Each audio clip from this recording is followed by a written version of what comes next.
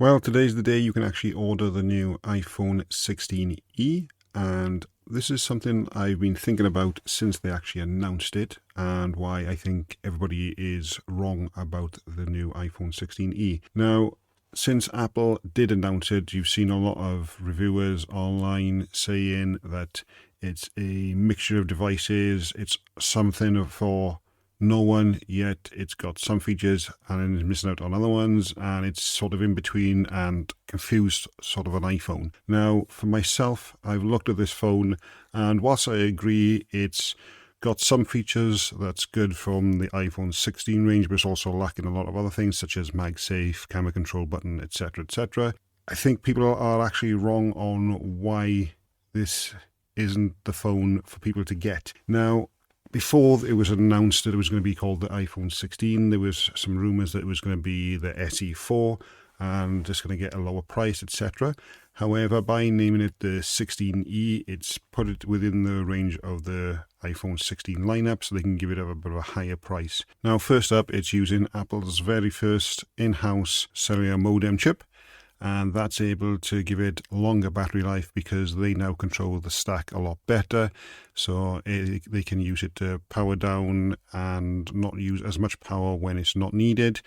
So that is really good, and hopefully we'll start to see more of these features coming from Apple with the further lineup as they improve that chip as well. And if anything goes wrong, obviously people think, oh well, it's just the budget iPhone, it's not that much of a big deal.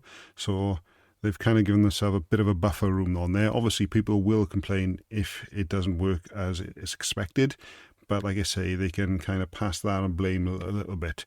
Now, for myself, I wouldn't personally get this iPhone.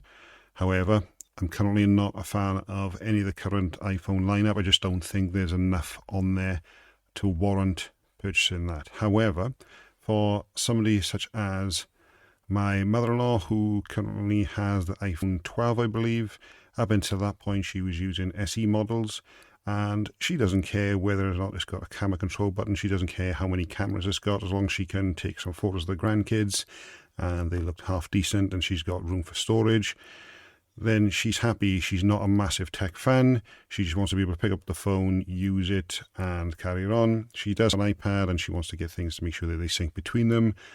And this is one of the reasons why she wouldn't switch to Android, even though, to be honest, switching between the two these days, they do have a lot of similarities if you go for things like the Pixel or the Samsung. So for her, she doesn't care about that. Now, price-wise, it does make a difference to her. Is it going to be a bit of a pain point that it's higher than the iPhone SE3? Probably would have been, but because she had the 12, she was paying slightly higher. And obviously, if you pay monthly anyway, especially if you're getting the phone directly through Apple, it's working out at roughly about £25 a month for 2 years. That's without Apple Care. But for that, she's obviously going to be getting faster performance. She's going to be comparing it now to the iPhone 12. So this is from Apple's website. It's going to be about 50% faster on the CPU, and the GPU is about 50% faster as well. Now, is she going to notice that on everyday use? Probably not. So as long as it opens her apps, she can take some photos, she can browse them and things like that, and that it's not slow and stuttery, she's going to be happy with that. Is she going to use all the AIs in there? Probably not. But the fact that it's going to be in there eventually, it's nice to know that it's kind of future-proofed on there. Now, Apple's AI lineup at the moment is not the best. However, because she doesn't use the AI features, that's really not going to be much of an issue until it's fully baked in, and then maybe she'll be able to use that later on.